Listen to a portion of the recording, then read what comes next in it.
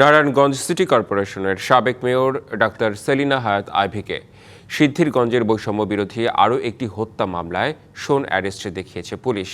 শুক্রবার রাতে নারায়ণগঞ্জের অতিরিক্ত পুলিশ সুপার তারেক আল মেহেদি এর সত্যতা নিশ্চিত করেন। বৈষম্য বিরোধী ছাত্র আন্দোলনের সময় ইন্টেরিয়র মিস্ত্রি সেলিম মণ্ডল হত্যা মামলায় তাকে গ্রেপ্তার দেখানো হয়েছে। বৃহস্পতিবার বিকেলে আদালতের মাধ্যমে আইভীকে এই শোন অ্যারেস্টে দেখানো হয়। বৈষম্য বিরোধী ছাত্র আন্দোলনের সময় সংগঠিত সহিংসতার ঘটনায় আগুনে পুড়ে নিহত হয় সেলিম মণ্ডল। মামলাটি তদন্ত করেছেন সিদ্ধিরগঞ্জ থানার উপপরিদর্শক মাসুম বিল্লাহ। মামলায় তদন্তে সাবেক মেয়র আইভীর সম্পৃক্ততা থাকার অভিযোগে আইভীকে শোন অ্যারেস্টে দেখানোর জন্য আদালতে আবেদন করেন। বিষয়টি আদালত গ্রহণ করে আইভীকে শোন অ্যারেস্টে দেখায়। এর আগে বৃহস্পতিবার দুপুরে ফতুল্লা থানার 4টি ও সদর থানার একটি মামলায় জামিন পান সেলিনা হায়াৎ আইভী। এবার নগদে পাচ্ছেন হেলিকপ্টার অফার, তাই কেনাকাটার পেমেন্ট নগদে করুন আর বুঝে নিন 2000 টাকারও বেশি ক্যাশব্যাক সহ হেলিকপ্টার রাইড। পেমেন্ট শুরু করুন আজই।